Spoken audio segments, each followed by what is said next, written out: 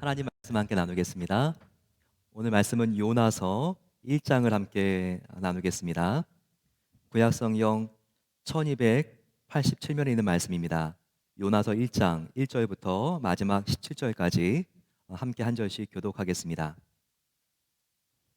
여호와의 말씀이 아미떼 아들 요나에게 임하니라. 이르시되 너는 일어나 저 큰 성읍 니느웨로 가서 그것을 향하여 외치라. 그 악독이 내 앞에 상달되었음이니라 하시니라. 그러나 요나가 여호와의 얼굴을 피하려고 일어나 다시스로 도망하려 하여 요바로 내려갔더니 마침 다시스로 가는 배를 만난지라. 여호와의 얼굴을 피하여 그들과 함께 다시스로 가려고 배삭을 주고 배에 올랐더라. 여호와께서 큰 바람을 바다 위에 내리심에 바다 가운데 큰 폭풍이 일어나 배가 거의 깨지게 된지라. 사공들이 두려워하여 각각 자기의 신을 부르고 또 배를 가볍게 하려고 그 가운데 물건들을 바다에 던지니라. 그러나 요나는 배 밑층에 내려가서 누워 깊이 잠이 든지라. 선장이 그에게 가서 이르되 자는 자여 어찌함이냐. 일어나서 내 하나님께 구하라. 혹시 하나님이 우리를 생각하사 망하지 아니하게 하시리라 하시니라. 그들이 서로 이르되 우리가 제비를 뽑아 이 재앙이 누구로 말미암아 우리에게 임하였나 알아보자 하고 곧 제비를 뽑으니 제비가 요나에게 뽑힌지라.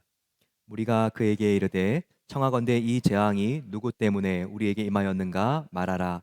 내 생업이 무엇이며 내가 어디로 왔으며 내 나라가 어디로 어느 민족에 속하였느냐 하니 그가 대답하되 나는 히브리 사람이요 바다와 육지를 지으신 하늘 하나님 여호와를 경외하는 자로다 하고 자기가 여호와의 얼굴을 피함인 줄을 그들에게 말하였으므로 우리가 알고 심히 두려워하여 이르되 내가 어찌하여 그렇게 하였느냐 하니라.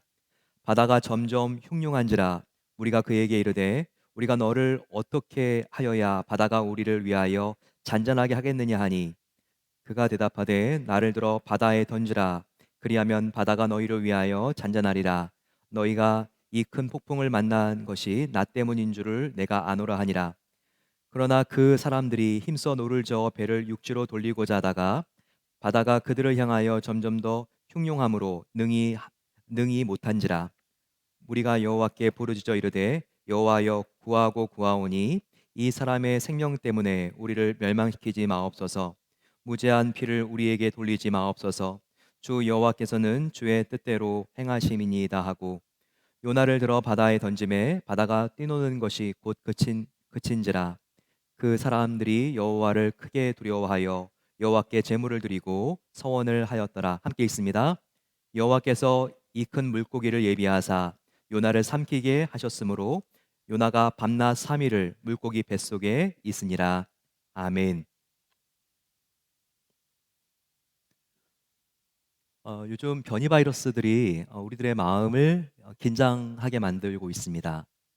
델타 변이 바이러스, 델타 플러스, 감마 바이러스들까지 앞으로 치료제와 백신이 개발되는 속도보다 변이가 더 빨리 일어날지도 모르기 때문에 의료 당국도 긴장을 하고 있다고 합니다. 또한 한간에서는 이렇게 코로나와 함께 우리가 공존하면서 살아야 되는 것은 아닌가 이런 생각이 들면서 코로나에 대한 예방책이 이제는 모이지 않는 것이 아니라 우리가 담대하게 모이되 안전하게 모이는 대책들을 연구하는 것이 필요하다. 이런 생각들을 행정, 교육, 의료 당국들이 하고 있다고 합니다. 한번 생각해 보세요. 이렇게 길어질 줄 알았습니까? 처음에 코로나 바이러스로 셧다운이 이루어졌을 때 몇 달이면 되겠지 생각을 했습니다. 1년 반이 지났고요. 아직도 끝이 보이지 않습니다. 하지만 저와 여러분들은 이 코로나 상황 속에서 요즘 무슨 생각을 하고 계십니까? 요즘 인터넷에 돌아다니고 있는 글 중에서 코로나19 어느 할머니의 기도라고 하는 글이 이렇게 유포되고 있습니다. 한번 제가 이 부분을 나누고 싶습니다. 하나님, 우리가 얼마나 거짓의 막말을 했으면 마스크로 입을 막고 살라고 하십니까? 우리가 얼마나 서로 다투고 싸우고 시기하고 미워했으면 거리를 두고 살라고 하십니까?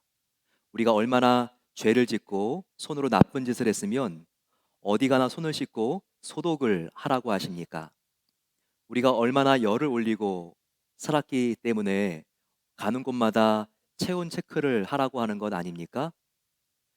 우리가 얼마나 비밀스러운 곳에 다녔으면 가는 곳마다 연락처까지 적어야 합니까? 이제 서로 겸손하게 살게 해주시고 진실하고 고운 말만 골라서 하게 해주시고 미워하지 않게 살 수 있도록 도와주세요. 하나님, 제발 그 노여움을 거두어 주시고 근심 걱정 없고 행복한 세상을 살 수 있도록 도와주세요. 부디 여기서 멈추시고 사랑이 넘치는 아름다운 세상을 살게 해주세요. 하나님, 사랑의 하나님, 이제 더 이상 이대로는 도저히 못 살겠습니다. 저는 특별히 마지막에 울림이 되었습니다. 하나님, 이대로는 도저히 못 살겠습니다. 마스크를 더 이상 끼기가 싫어서 못 살겠다는 게 아니에요.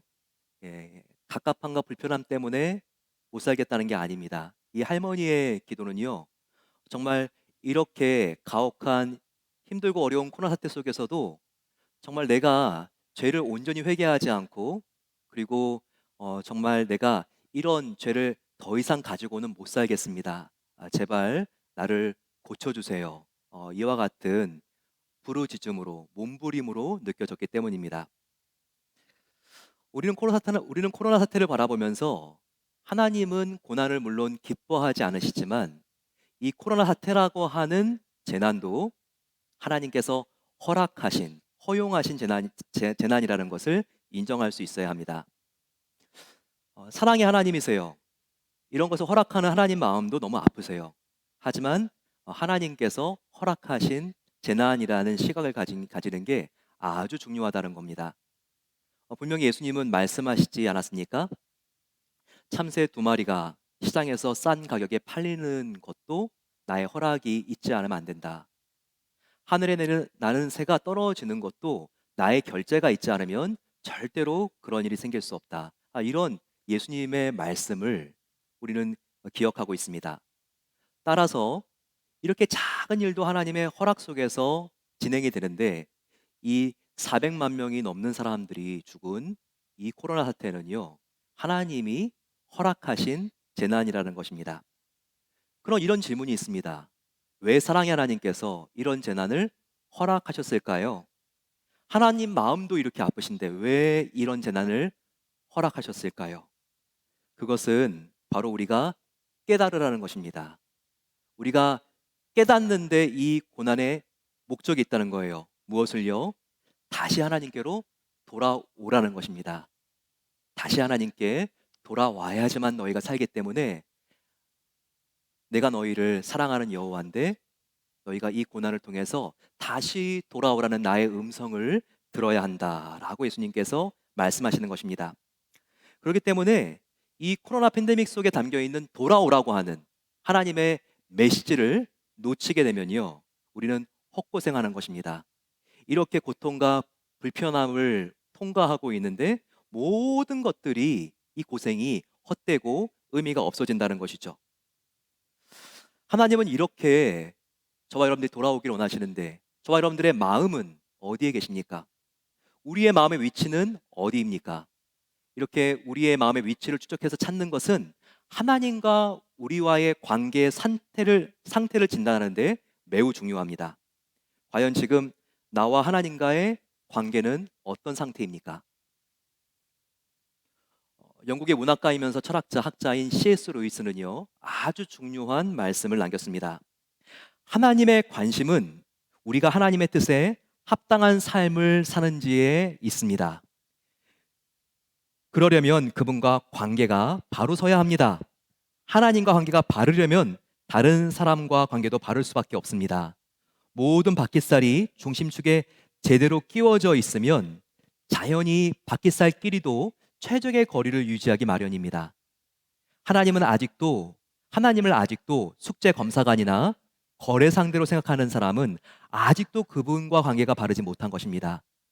이런 식으로 계속 그분께 감시받는 느낌과 흥정이 오고 간다면 나는 누구이고 하나님은 어떤 분인지 한참 오해하고 있는 것입니다. 하나님과 바른 관계를 맺으려면 먼저 자신이 파산 상태라는 사실부터 알아야 합니다. 이렇게 말하고 있죠. 여러분, 이 C.S. 루이스의 교수의 말을 한번 주목해서 귀담아 들어보시기 바랍니다. 다 맞는 말 아니고 정말 사실 아닙니까? 구원받은 성도, 저와 여러분들의 성공이 무엇이겠어요? 정말 우리 이름 석자만 딱 걸면 모르는 사람이 없을 만큼 출세하는 것이겠습니까? 그렇게 재산이 많은 것일까요? 나 같은 죄인이 값없이 하나님의 은혜로 구원받은 것이라면 저와 여러분들의 성공은 무엇일까요? 성도의 성공은 무엇일까요? 다른 거 아닙니다. 바로 C.S. 루이스가 말한 것처럼 하나님의 뜻에 맞는 삶을 우리가 평생 살아가는 거 아니겠습니까? 그런데 이런 삶은요, 우리의 모든 관계들이 바르게, 건강하게 작동하고 있을 때만 가능하다는 거예요.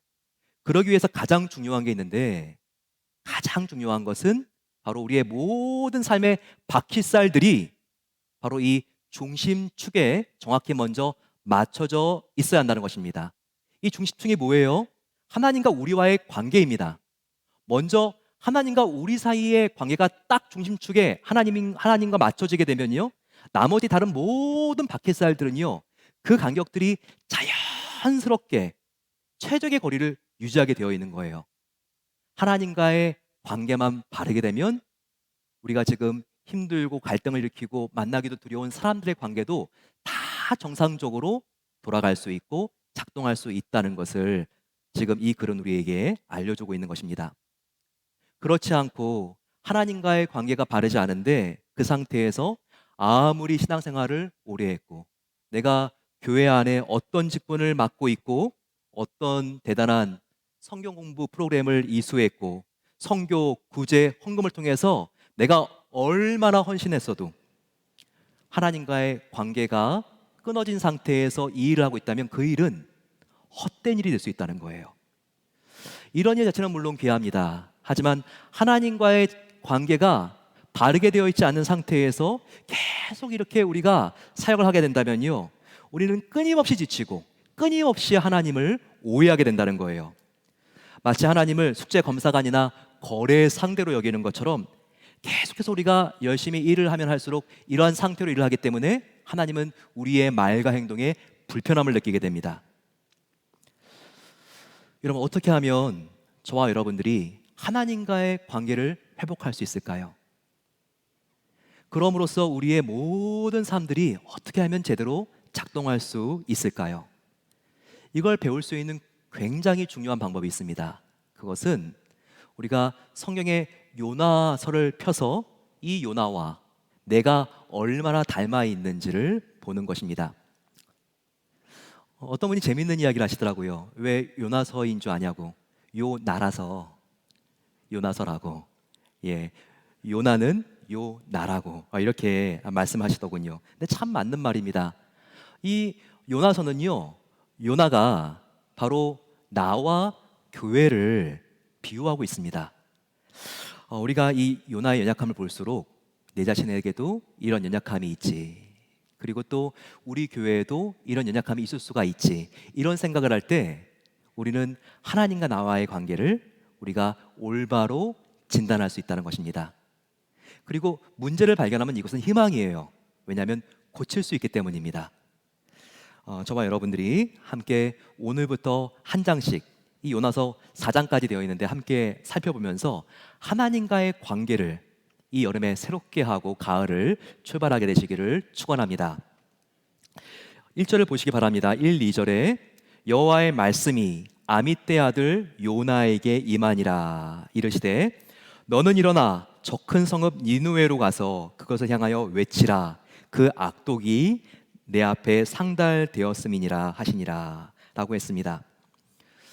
여기 보게 되면 니느웨라 그랬는데 고대 제국 중에서 이 니느웨는 그 무시무시한 아주 호전적인 제국이었던 아시리아, 아수르의 수도였죠. 이 극악무도한 나라의 백성들에게 복음을 전해서 사실 그들이 죄를 많이 지었고 악독하기 때문에 심판을 받아야 되는데 나 하나님은 그들조차도 사랑하기 때문에 그들에게 심판을 면해 주기 위해서 너 요나가 가서 복음을 전하라 이렇게 말씀하신 것입니다. 그런데 이 하나님의 명령을 요나는 정말 순종하기가 싫었습니다. 두 가지 복종하기가 싫었던 이유가 있었는데요. 첫 번째는요, 지금 자기 앞에 있는 일이 더 중요하다고 생각했기 때문입니다. 오늘 1, 2절을 보게 되면 요나의 배경이 나와 있죠. 그는 누구의 아들이라고 나와 있습니까? 아미떼의 아들이죠. 우리가 함께 이 아미떼 아들 요나를 성경 이곳저곳에서 살펴보게 되면요, 그 당시는 북이스라엘의 여로보암 2세가 통치하던 시대라는 것을 알게 됩니다. 이 북이스라엘은 유다와는 좀 다르게 하나님을 더 쉽게 떠났죠. 배교했죠. 그리고 이 북이스라엘은 그래서 하나님의 심판도 유다보다 훨씬 더 많이 받았습니다. 많은 나라들이 쳐들어왔죠. 그래도요, 이 여로보암 2세 시대 때는요, 그 북이스라엘 역사 중에서 안정기입니다. 굉장히 부유했을 때였어요. 그래서 물류가 집중이 되고 물질주의와 시석화의 물결 속에서 사람들이 더욱더 타락하고 있었던 때였어요. 그렇기 때문에 하나님께서 요나에게, 요나야, 너가 북이스라엘을 떠나서 지금 니느웨 아수르 사람들에게 복음을 전하라고 했을 때 그는 이렇게 말할 수 있었어요. 하나님, 내 나라가 더 급해요. 지금 나는요, 이곳에서도 지금 해야 될 일이 얼마나 많은지 모릅니다. 이렇게 그가 말할 수 있었다는 거예요. 내 가족 돌보기도 힘든데 웬 이웃까지 신경 쓰라고 하십니까? 이렇게 말할 수 있었다는 것이죠. 그것이 이 요나의 거역하는 이유 중에 하나일 수가 있었습니다. 두 번째는요, 그럼 하나님 순종하겠습니다. 근데 지금 누구에게 복음을 전하라고 하셨죠? 누구요? 아수르요? 하나님, 아수르는 이웃이 아니에요. 적입니다. 그들이 얼마나 호전적인지, 그들이 얼마나 못된 짓을 했는지 하나님도 아시지 않습니까? 바로 그 대상에 대한 그는요, 혐오감이 있었어요. 그래서 더 그 나라 그 민족만큼은 복음을 전하기가 어려웠던 것입니다. 아수르의 수도 니느웨는요, 지금도 가게 되면 고고학적으로 계속 발굴이 되죠. 티그리스와 유프라데스 강, 이란 이라크 지역에 있는데요, 사막인데 어떻게 그런 깊은 강, 유속이 빠른 강이 흐르는지 정말 놀랄 정도입니다. 그러니까 고대 사회부터 항상 거기는 수많은 부족들과 민족들이 모여 살았던 초승달 지대라고 하죠. 거기서 이 아시라의 수도 니느웨는요, 티그리스 강의 동편에 있는 도시입니다. 굉장히 큰 고대 도시예요. 둘레가 7마일입니다. 그 안에 20만 명이나 되는 사람이 12개의 큰 문으로 둘러싸여진 그 도시 안에 살았어요. 근데 이 사람들이 아주 잔인하고요, 문제가 많은 사람들이었습니다. 이 아수르 사람들은 자기들이 했던 전쟁 기록을 과시하기 위해서요, 뭐 돌기둥이라든지 또 벽판에다가 자기들이 전쟁하는 모습을 그렇게 그려놓죠. 이게 독일의 페르가몬 박물관이나 아니면 영국의 대형 박물관에 지금도 그대로 전시가 되어 있습니다. 아수르 사람들은요, 일단 적을 딱 사로잡으면요, 한 팔을 자르고 두 팔을 잘랐습니다. 한 팔만 남죠. 왜 그랬을까요? 굳이 한 팔만 남겨놓는 이유는 그 한 팔을 붙잡고 자기들이 조롱하고 장난을 치기 위해서 그렇게 사람을 사지를 절단을 한 사람들입니다. 사람의 목을 베면요, 그 머리를 장대 위에 매달게 합니다. 그리고는 그 목이 달린 장대를 누가 들게 하는지 아세요? 그 희생자의 아내나 자녀들이 들고 온 동네를 돌아다니게 만듭니다. 정말 장대를 든 그 사람의 마음이 어떻겠어요? 정말 미칠 지경이었겠죠. 사람의 몸을 뾰족한 갈고리로 이렇게 찔러 넣은 다음에 양쪽으로 잡아당겨서 인간의 가죽을 벗깁니다. 그런 다음에 그 가족들을 다 자기들이 점령한 성에 전시하기 위해서 걸어놔요. 어린이들과 청소년들을 불태워 죽입니다.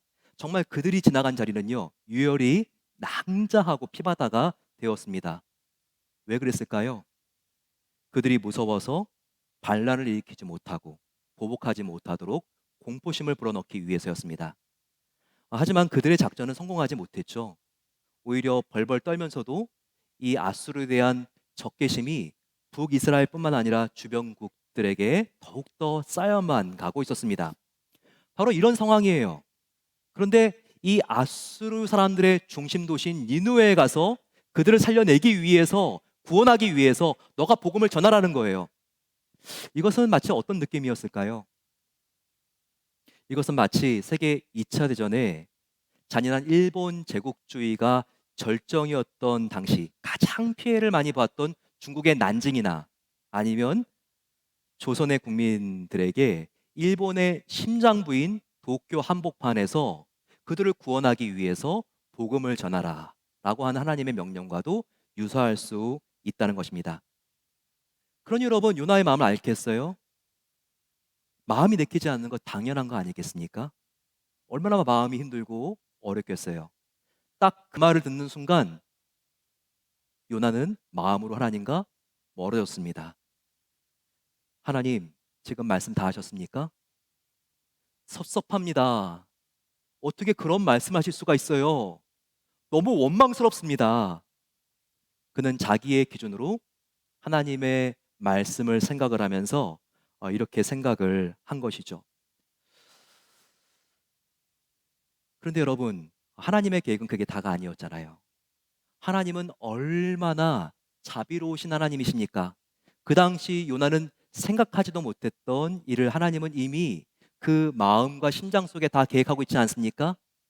그 자비로우신 하나님은 장차 정말 선한 민족이라고 자부하는 교만한 민족뿐만 아니라 앗수르보다 더 잔인한 민족이 있다 할지라도 나의 하나밖에 없는 아들을 희생하면서 십자가에서 구원하실 바로 그 자비 하나님, 그와 같은 구원 계획을 그때부터 품고 있는 하나님이 아니었습니까?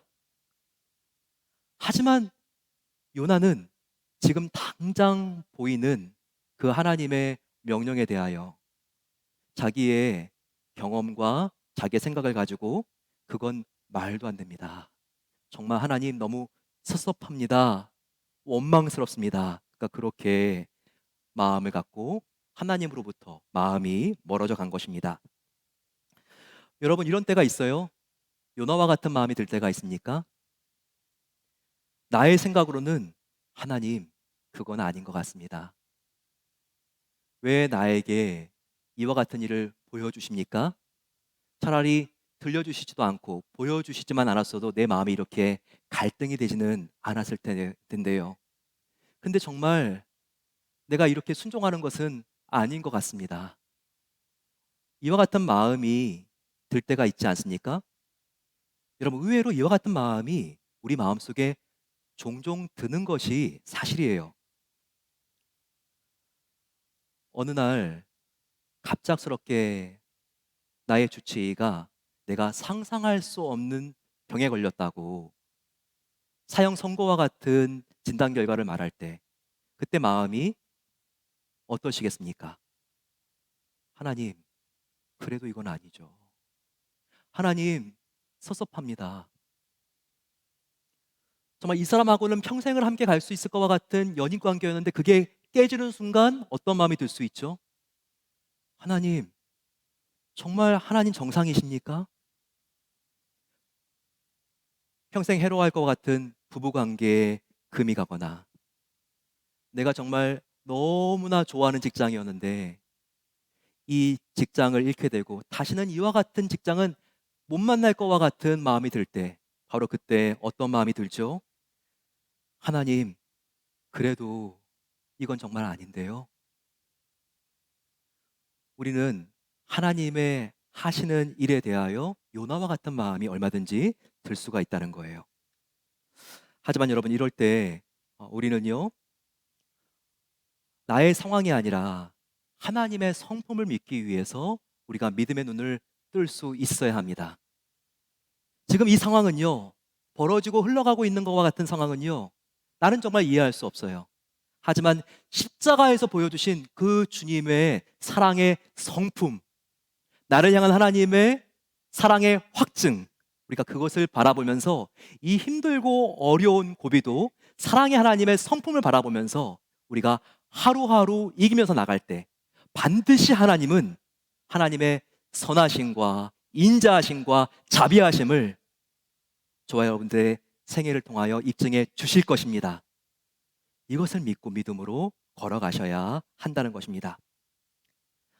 하지만 요나는요, 하나님으로부터 마음이 이 말을 듣고 멀어졌고 마음이 멀어지니 하나님과의 물리적인 거리도 멀어집니다. 바로 그것을 우리는 3절과 5절을 통하여 확인할 수 있어요.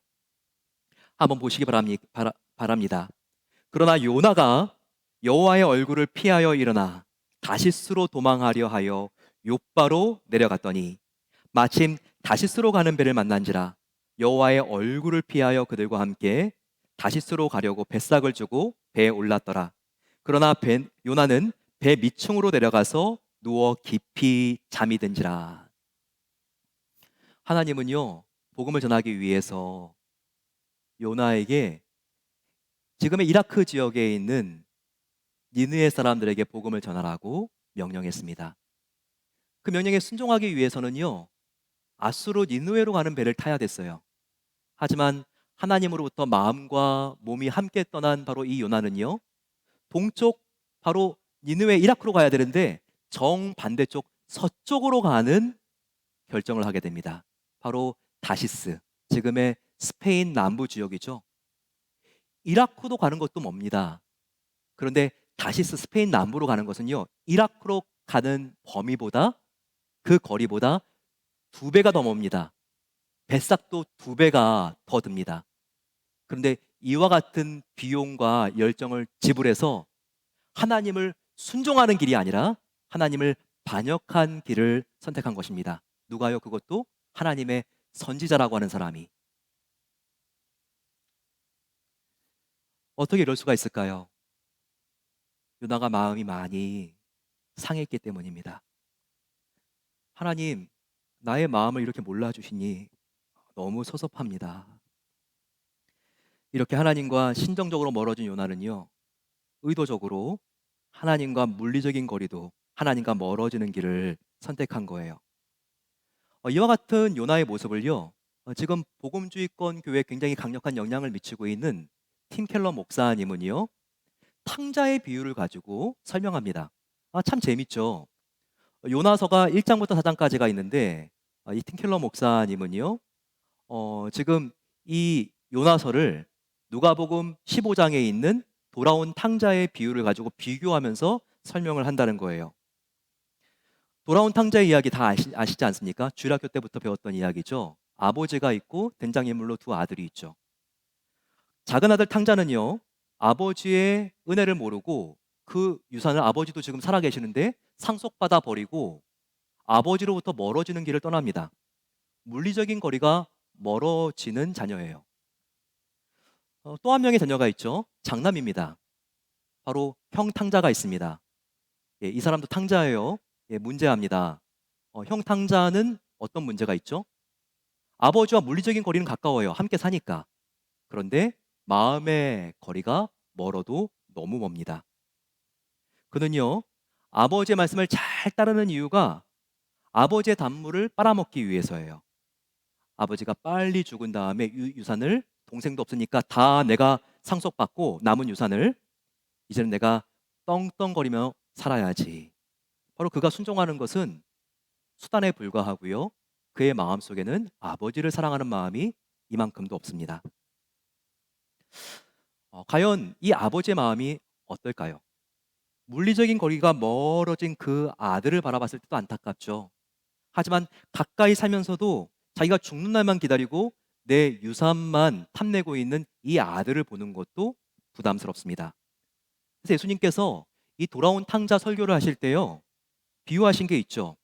바로 집을 떠난 둘째 아들 탕자는 예수님을 모르는 불신자, 복음에 대하여 듣지 못한 이방인을 비유한다고 그러셨죠. 그리고 이 큰아들 가깝게 살면서도 아버지의 진심을 모르고 있는, 심정적인 마음의 거리가 멀어져 있는 이 탕자는 누구를 비유한다고 그랬죠? 이 설교를 지금 듣고 있는 바리새인들을 비유한다고 말씀하신 것이죠. 그런데 팀켈러 목사님은요, 특별히 이 요나서를 보게 되면 이 4장 안에 바로 동생 탕자의 모습도 있고 형 탕자의 모습도 있다는 것을 발견합니다. 요나서 1, 2장은요, 동생 탕자예요.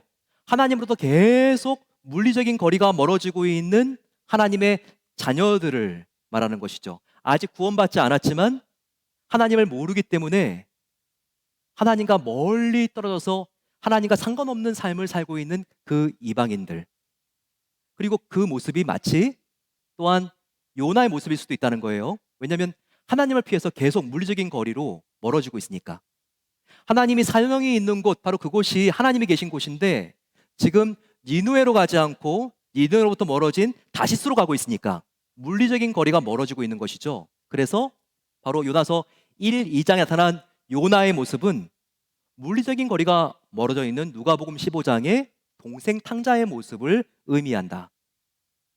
그리고 3장과 4장의 모습은 아버지와 함께 살지만 마음으로부터 아버지와 멀어져 있는 형 탕자의 모습이 요나서 2장, 요나서 3, 4장에 나와 있는 요나의 모습을 나타낸다고 그렇게 틴켈러 목사님은 설명하는 것입니다. 그런데 여러분, 우리가 이 본문을 조금만 더 주목해서 살펴보게 되면요, 여기 굉장히 중요한 포커스가 있습니다. 중요한 게 있는데요, 이 요나서의 강조점은 동생 탕자보다도 바로 이 바리새인과 같은 신앙에 물들 수 있는 형 탕자의 모습에 더 포커스가 가고 있다는 거예요. 즉 요나서는요, 니느웨 백성들보다 요나로 대변되는 이스라엘 백성들에게 더욱더 강력한 회개를 촉구하는 메시지라는 거예요. 요나서를요, 우리가 가볍게 보면 안 됩니다. 피노키오 같은 이야기? 말도 안 돼. 어디서 고래가 나타나가지고 사람을 집어삼켜. 피노키오 이야기 아니야?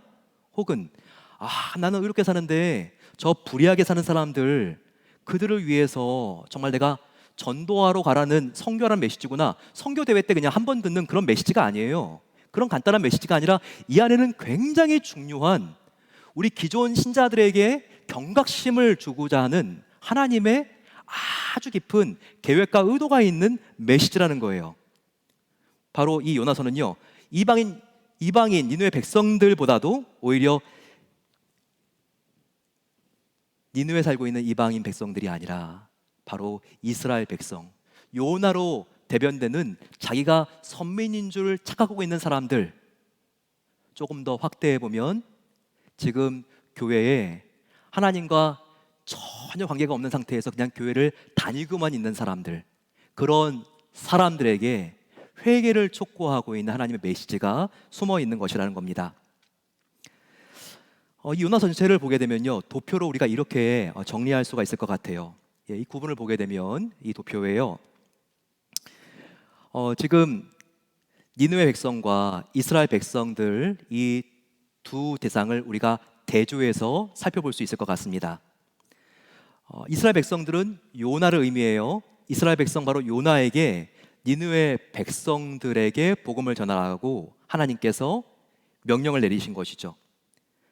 이 두 대상을 우리가 신분적으로 구분해 본다면 바로 이 이스라엘 백성들은 자기만이 구원받은 하나님의 자녀라고 주장하고 있는 아브라함 자손이라고 말하고 있는 선민 사상이 있는 유대인들을 의미할 수 있습니다. 또한 니느웨 백성들은 누구예요? 그들은 이방인이에요. 지금 니느웨에 살고 있는 사람들이나 다시스로 가는 배에 타고 있는 선장이나 선원들이나 그들은 이방인이에요. 요나와 다른 사람들이라는 거예요. 예수님은 이와 같은 비유를 가지고 누가복음 15장에서 바로 이스라엘 백성 요나는 지금 하나님과 가까이 있지만 마음으로부터 멀어진 바로 형 탕자다, 첫째 탕자라고 예수님께서 설명해 주셨고요. 그리고 니느웨 백성들, 이방인들은 하나님으로부터, 바로 그 아버지로부터 물리적으로 멀리 떠난 바로 둘째 동생 탕자라는 것을 예수님께서는 설명을 해주셨죠. 그런데 주의해야 될 것은 바로 이 요나, 이스라엘 백성의 모습이 우리의 모습일 수도 있다는 거예요. 관습적인 기신자들, 이미 예수님을 믿었지만 형식적으로, 습관적으로, 관습적으로 교회 다니고 있는 사람들일 수도 있다는 거죠. 한편으로 불신자들도 있습니다. 전혀 예수님을 알지 못하는 사람들. 그런데 죄인은 이 둘 다 죄인이라는 거예요. 하나님을 모르는 사람들, 예수를 믿지 않는 사람들도 물론 죄인이지만 이미 우리는 예수님을 진실하게 영접했으면 구원받은 사람들이지만 그럼에도 불구하고 우리가 하나님과의 관계는 전혀 없고 우리에게 신앙의 껍데기만 남아있다면 이것은 형탕자의 모습이고 관습적인 기신자들도 역시 하나님께서는 돌아와야 될 죄인이라는 것을 말씀하고 계시다는 것입니다. 또한 이 모습은요, 관습적인 신자는 이 세상의 교회들을 의미할 수도 있어요. 이방인들은 우리가 교회 파킹랏을 나가게 되면 바로 접하게 되는 우리의 비즈니스, 직장, 바로 이 세상을 의미할 수 있다는 것입니다. 한번 돌아보시기 바랍니다. 여러분들은 어떤 상태에 있으십니까? 저와 여러분들은 지금 하나님으로부터 물리적인 거리가 멀어져 있는 상태입니까? 예배의 자리, 기도의 자리, 너무나 오래된 이야기지. 그러면 물리적인 거리가 멀어져 있을 수 있습니다. 혹은 우리가 지금 이 자리에 모여서 함께 예배드릴 수 있어요. 하지만 지금도 만약에 나의 마음이 콩밭에 가 있다면 그거는요, 지금 심정 마음적으로 하나님과 멀어져 있는 상태라는 거예요. 여러분들은 지금 어느 쪽입니까? 물론 마음적으로 거리적으로도 하나님과 다 가까운 상태면 너무나 좋겠지만 그렇지 않을 수도 있다는 거예요. 하나님, 오늘 이 말씀 속에서 내가 물리적인 거리에 있어서 하나님과 멀어졌군요. 하나님, 내가 늘 교회는 가까이 있었지만 나의 마음이 하나님으로부터 멀어져 있었군요. 하나님, 나는 둘 다네요.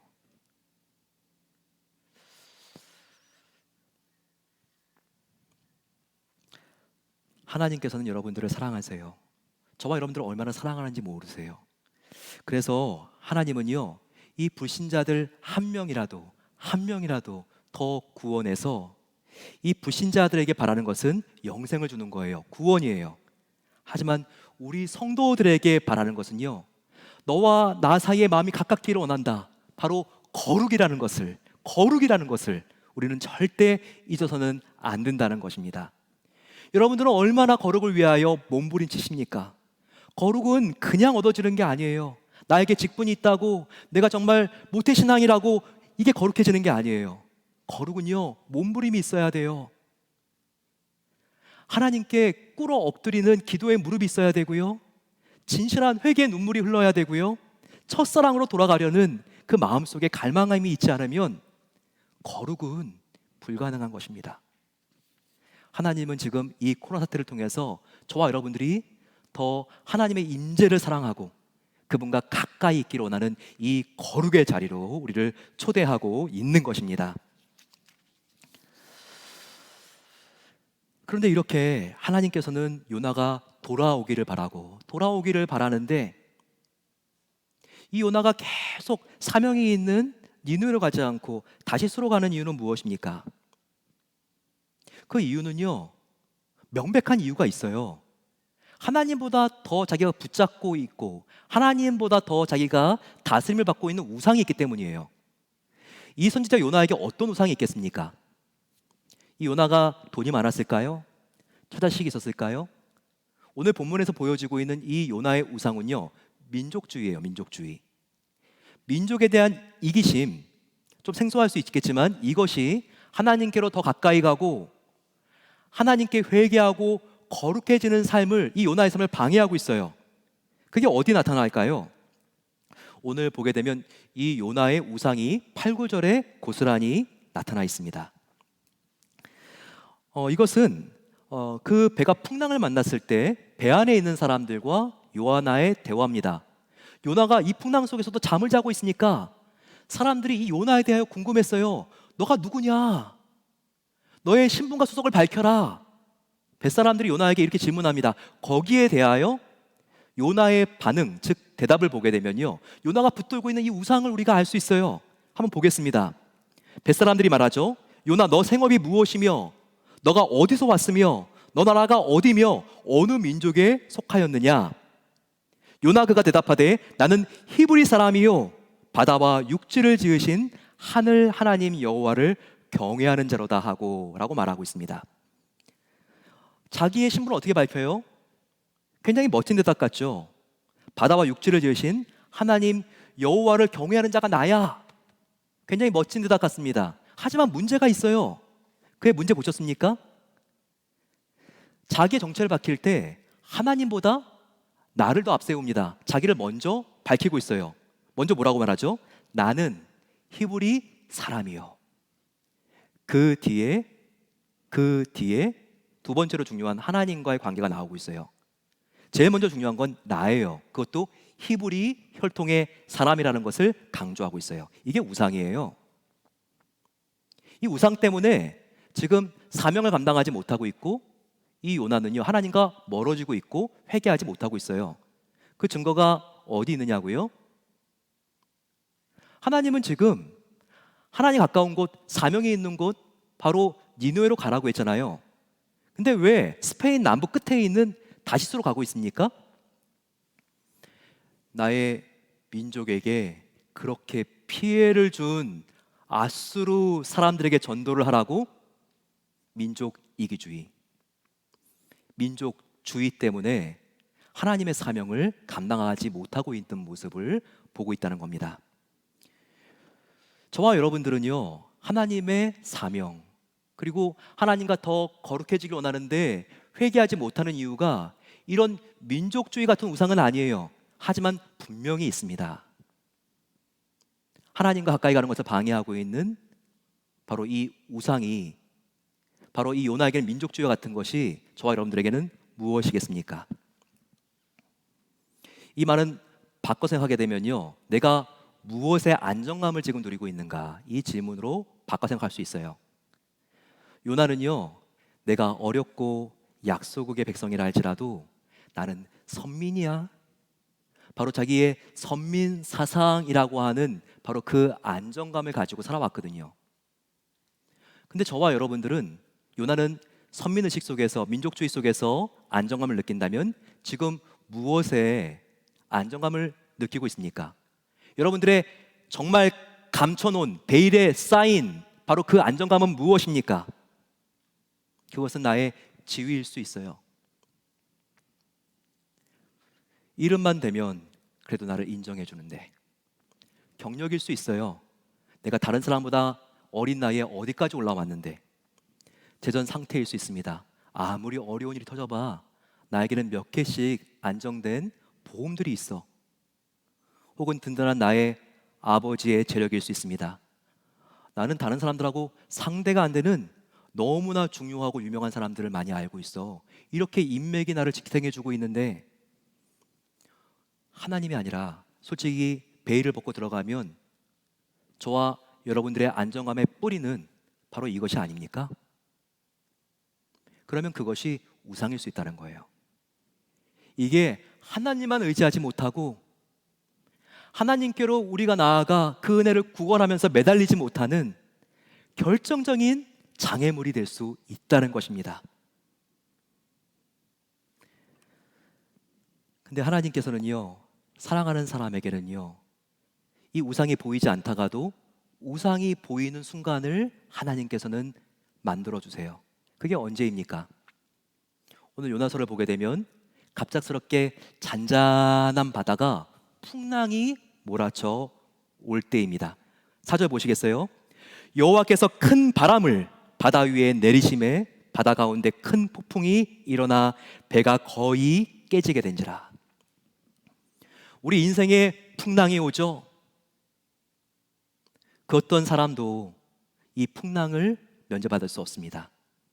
아무리 인생에 문제가 한 번도 일어나지 않은 사람이라 할지라도요, 마지막 죽음이라고 하는, 다른 사람과 함께 대면할 수 있는 풍랑이 아니라 나 혼자만 그 앞에 서야 되는 그 풍랑 앞에 우리는 설 수밖에 없는 존재들이라는 거예요. 그런데 그것이 갑작스러운 수술이든 자녀의 어려움이든 재정적인 환란이든 무엇이든지 간에 이 폭풍 속에 소망과 희망이 있다는 것입니다. 너무나 갑작스럽고 두렵고 힘들고 어렵지만 이 풍랑을 맞았을 때는요, 내가 하나님 위에 붙들었던 것을 보게 돼요. 이것이 나의 우상이었구나, 이것을 우리가 발견하게 된다는 거예요. 그런데 이 발견은요, 놀라운 하나님의 축복입니다. 왜냐하면 하나님 앞으로, 문제 해결자이신 하나님 앞으로 나아갈 수 있는 결정적인 기회가 되기 때문이에요. 이 세상은요, 한순간이에요. 하지만 하나님과 함께 사는 천국은 영원하지 않습니까? 바로 그 천국에서 하나님께서는 우리와 더 깊은 교제와 또한 그 천국에서 상급을 주시기 위해서 하나님은 우리와 더 가까워지기를 원하십니다. 그러기 위해서 하나님과 가까워질 수 있는 것을 제거할 수 있는 이 우상들을 하나님께서 무엇인지 보여주시는 바로 그 기회가 폭풍이라는 거예요. 따라서 여러분, 지금 그 풍랑을 만났으면 절대 여러분 걱정하지 마십시오. 그것은 위기가 아니라 기회일 수 있습니다. 하나님 안에서만 이것을 바라볼 수 있으면 하나님은 반드시 그 환난에서 저와 여러분들을 건져주실 것이고 우리를 새롭게 하신 뒤에 하나님의 놀라운 사명을 위하여 다시 한번 일으켜 주실 것입니다. 이 요나서 1장을 보게 되면요, 그 저자가 계속해서 보여주고자 하는 의도가 있습니다. 그것은 무엇이냐면 이 본문 안에 정말 선민이라고 자부하는 요나를 부끄럽게 만드는 계속 하나님을 모르는 일반 사람들이 나온다는 거예요. 이 배 안에 있는 선장과 선원들입니다. 그들은 이방인들이에요. 근데 이 이방인들이 선지자인 요나를 부끄럽게 하고 있어요. 자, 어떻게 부끄럽게 하고 있습니까? 전체 본문을 보게 되면요, 첫 번째, 요나는 자신이 당면한 폭풍이라는 상황을 모른 채 콜콜 잠만 자고 있어요. 근데 여기 일반인들, 그 선장과 선원들은 어떻게 하죠? 수단과 방법을 가리지 않고 승객들을 살리기 위하여 그들은 최선을 다합니다. 오히려 선지자는 자고 있는데 그 일반 이방인들이 이렇게 승객들을 살리기 위해서 최선을 다한다는 것이죠. 두 번째는요, 정말 이 선원들은요, 어떻게든 이 어려움을 극복해보기 위해서 자기들은 어떤 신이 완전한 신인지 모르지만 기도합니다. 그들은 심지어 하나님이라고 하는 요나라는 사람의 지역신 정도밖에 되지 않는 그와 같은 야훼 이름을 부르면서까지도 기도할 만큼 마음이 열려 있어요. 그런데 요나는 이 폭풍 속에 죽어가는 배 안에 있는 사람들이 있는데도요, 기도하지 않습니다. 이와 같은 모습, 예수님이 경고하셨지만 바리새인의 모습입니다. 그리고 이 바리새인은 관습적인 기신자인 저와 여러분들이나 교회들의 모습이 될 수도 있다는 것입니다. 세상은 너무나 힘들고 어려운 상황 속에 있어요. 그런데 교회와 성도가 세상 물정 모르고 잠자고 있지는 않습니까? 자기 문제에 빠져서 세상 문제에는 눈을 돌리지도 못하고 그렇게 지금 자기의 문제 속에 꼼짝하지 못하고 있는 요나의 모습은 아니냐는 겁니다. 요나처럼 성도와 교회들은 절대자 하나님을 안다고 자부하면서 정작 그분께는 기도하지 않고 진정한 예배를 드리지 않는 자기밖에 모르는 이기적인 모습을 보이진 않습니까? 바로 이 요나서의 저자는요, 이와 같은 대조를 통해서 일반 사람들과 요나의 대조를 통해서 교회야 성도야 깨어나야 된다, 이것을 지금 촉구하고 있는 것입니다. 하지만 저와 여러분들이 여기서 주목해야 될 것이 있어요. 아무리 이 세상이 성도와 교회를 비판하고 공격하고 험담하고 무시한다 할지라도 하나님께서는 교회를 통하여 성도를 통하여 이루시려는 놀라운 계획을 감춰 두셨다는 사실입니다. 이렇게 성도와 교회가 때로는 세상보다 못한 모습을 보이는 것처럼 보인다 할지라도 그럼에도 불구하고 이 세상은 교회와 성도가 어떻게 하는지를 잠잠히 주목하고 있고 그리고 교회와 성도에게 희망을 걸고 있다는 것입니다. 바로 그 증거가 2절과 6절이에요. 우리가 이렇게 부족하다 할지라도 하나님도 저와 여러분들에 대하여 실망하지 않고 기대를 품고 계시고 도와주려고 하시고, 하나님뿐만 아니라 기독교인들을 때로는 비아냥거리지만 이 세상 사람들도 교회와 성도에게 기대를 걸고 있다는 거예요. 보시기 바랍니다. 하나님의 기대 2절, 하나님께서 요나에게 너는 일어나, 너는 일어나 저 성읍 니느웨로 가서 그것을 향하여 외치라. 일어나 외치라. 이렇게 마음으로 하나님을 떠난 선지자이지만 그럼에도 여전히 하나님께서는 요나에게 너는 일어나 외쳐라 기대하고 계시고 이럴 때 도와주신다고 약속하신 거예요. 6절을 보시기 바랍니다. 6절은 하나님이 아니라 심지어 성도와 교회를 비방하고 모른 채 하는 이방인들도 위급한 시기에 희망을 걸고 있습니다. 누구에게? 성도와 교회에게. 이방인들을 대변하는 이 선장의 외침을 보시기 바랍니다. 하나님과 유사하지 않습니까? 선장이 그에게 가서 이르되 자는 자여 요나야 어찌함이냐 일어나 내 하나님 여호와께 구하라. 혹시 하나님이 우리를 생각하사 망하지 아니하게 하시리라 하시니라. 이 2절과 6절을 보게 되면요, 2절은 하나님이 하신 말씀이고 6절은 선장이 한 말씀인데요, 그 히브리어 원어 구조가 똑같아요. 둘 다 일어나 외쳐라. 이것을 정확하게 문자 그대로 반복하고 있어요. 이게 무엇입니까? 아무리 교회와 성도가 정말 낮아질 대로 낮아지고 이 세상과 구별됨이 없어 보일 만큼 이 세상과 나에게도 실망스러울 수 있지만 그럼에도 불구하고 이 세상 사람들은, 그리고 하나님은 우리에 대한 기대와 사명을 끄지 않는다는 거예요. 하나님과 세상은 바로 여러분 당신과 교회의 유일한 희망을 그래도 걸고 있다는 것을 우리가 알아야 한다는 것입니다. 저에게 이번 여름에 참 크게 재밌으면서 제가 크게 느낀 그런 일이 있었습니다. 저하고 시카고에서 오랫동안 사역했던 한 목사님 부부가 올라왔어요. 그분들은 지금 위스콘신의 메디슨에서 캠프 사역을 하고 계십니다. 캠퍼스 교회다 보니까 거기 박사과정, 석사과정 졸업한 학생들이 굉장히 많이 이동하죠. 졸업한 다음에 포틀랜드 인텔에도 굉장히 많이 와 있어요. 그래서 이번에 오셔서는 다 신방하시더라고요. 예, 그 메디슨에서 이제 포틀랜드로 간 그 학생들 다 신방하시면서 격려해드리고. 근데 오늘 밤에 꼭 만나야 될 사람이 있다는 거예요. 그래가지고 제가 누구냐고 했더니 그분에게 굉장히 제가 재밌는 이야기를 들을 수가 있었어요. 그분은 그냥 메디슨에 같은 이웃에 살고 있는, 주택이 가까워가지고 살고 있는 그런 그냥 직장인이었대요. 그런데 전도를 하고 싶고 하나님께로 가까이 이끌고 싶은데 이 부부가 굉장히 신혼부부인데, 근데 하나님하고 계속 그 하나님 가까워지는 그런 길에 들어가지 않고 맴도는 상태로 그렇게 몇 년 동안 지나갔다는 거예요. 그런데 그 이웃집, 전도하고 싶었던 그 형제한테 전화가 왔다는 거예요. 전화가 왔는데 생각하지도 못한 일로 도움을 요청하는 전화가 왔다는 거예요. 목사님, 정말 제가 생착할 때마다 보시는 저의 개가 있지 않습니까? 저의 강아지처럼 보여도 너무 나이가 지금 많이 든 개예요. 근데 저에겐 너무나 소중한 개인데 이 개를 너무나 늙고 아파가지고 안락사 시키려고 합니다. 마음이 너무나 힘들고 어려워요. 목사님 좀 도와줄 수 있겠어요? 저는 정말 청소년기에 이미 나서 너무나 외롭게 자랐어요.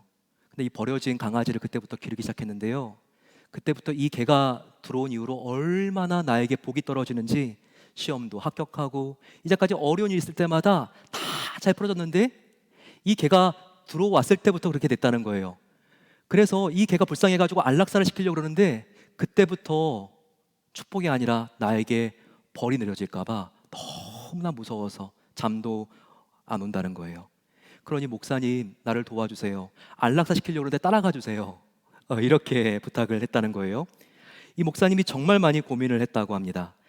이것을 신학적으로 어떻게 이해를 해야 하나, 안락사 시키기 전에 어떤 찬송가를 불러야 되나, 그러면서 정말 지금까지 지내온 것 주의 크신 은혜라, 이런 찬송을 불러야 되는가, 며칠 후 요단강 건너가 만나리, 이런 찬송을 불러야 되는가, 너무나 막 고민이 됐다는 거예요. 그럼 일단은 내가 따라가자 라고 하면서 이렇게 그 가축병원에 들어갔다는 겁니다. 그러면서 그 형제님한테 이렇게 하나님 말씀을 나눴다는 거예요. 우리가 다른 것보다도 이렇게 하나님께서 좋은 개를 만나게 하시고 지금까지 함께 하신 것에 대해서 우리가 감사해야 되겠어요. 그리고 형제님, 성경에 개 구원에 대하여 나와 있지는 않지만 하나님은 우리를 정말 사랑하시는 분입니다. 그렇기 때문에 사랑하는 자녀가 좋아하는 것을 천국에도 이렇게 하나님께서 옮겨 주셨을 수 있습니다. 이사야서와 같은 본문을 보게 되면 천국의 이미지에 개도 나오고 염소도 나오고 사자도 나오고 심지어 독사도 나오는데 저의 생각으로는 형제님이 천국에 갔을 때 이것은 확실한 것은 아니지만 그 개가 먼저 달려 나올 수 있습니다. 그럴 수도 있을 것 같아요, 형제님. 근데 이것은 불확실하지만 확실한 게 있는데 예수님을 믿으면 모든 사람이 구원을 얻는다는 사실입니다. 그러면서 기가 막히게 그 순간 복음을 전했다는 거예요. 그리고 나서 이 형제는요, 예수님과 확 가까워지고 포틀랜드로 이사 온 다음에도 목사님이 온다니까 그 정말 안락사 개를 시킬 때 함께 있었던 바로 그 목사님 너무나 감사해서 이렇게 만나게 되었다는 것이죠. 여러분, 그렇습니다. 이 세상에 그게 어떠한 종류의 일이든 내가 감당할 수 없는 두려움과 무서움이 올 수 있어요. 이게 하나님 없이 자신감 있게 살아가는 사람들의 정체성이에요. 인생의 어떤 풍랑은요, 자기가 도저히 막아낼 수 없는 것이 이 피조물의 한계라는 거예요. 바로 그때 이 세상은 아무리 성도에 대하여 교회에 대하여 비아냥거렸어도 교회와 성도를 주목한다는 것입니다. 그 안에 진정한 구원이 있기 때문입니다. 그러기 위해서 저와 여러분들은 항상 준비된 복음이 우리 안에 있어야 돼요. 초조하게 되었을 때 이 선장이 사정하면서 요나에게 일어나 외쳐주십시오 이렇게 부탁한 것처럼 이 세상은 지금도 교회를 주목하고 있습니다. 그렇게 교회를 비판하는 것도요, 실은 교회를 그만큼 기대했다는 증거예요.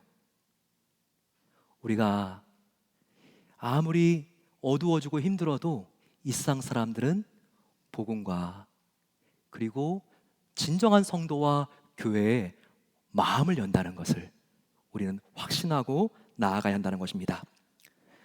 오늘 이 요나서를 보게 되면 계속 내려가는 이미지예요. 1장부터 보게 되면 그 임무 수행을 하지 않기 위해서 요나는 욥바로 내려갑니다. 욥바에서 배로 내려갑니다. 배 밑바닥으로 내려갑니다. 그리고 나서는 이제 요나는 바다에 던져지고 바다 그 신적까지 내려갑니다. 내려가고 또 내려가는, 바닥을 칠 때까지 내려가는 모습을 보여주고 있어요. 저와 여러분들, 지금 나의 영적인 상태, 관계적인 상태, 솔직히 들어가 보면 바닥 아닙니까? 하지만 여러분, 어중간한 게 아니라 바닥을 쳐야지만 다시 올라올 수 있는 거예요. 바로 그 순간 바닥에서 완전히 괴멸되는 게 아니라 하나님께서 예비하신 방주와 같은 물고기로 이 요나를 안으시고 살리신 것처럼 하나님은 바닥을 치고 있는 우리를 지키시고 구원하시고 인도하실 수 있는 자비와 능력의 하나님이십니다. 그것이 십자가에서 드러난 거예요.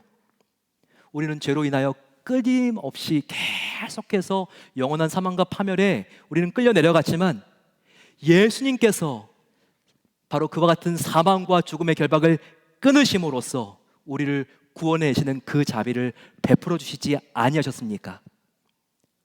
바로 그 요나의 바다 신적까지 내려가는 바로 그 경험을 저와 여러분들도 다 하고 하나님의 사랑으로 구원받아 여기에 나와서 예배드리고 있는 하나님의 자녀들인 것입니다.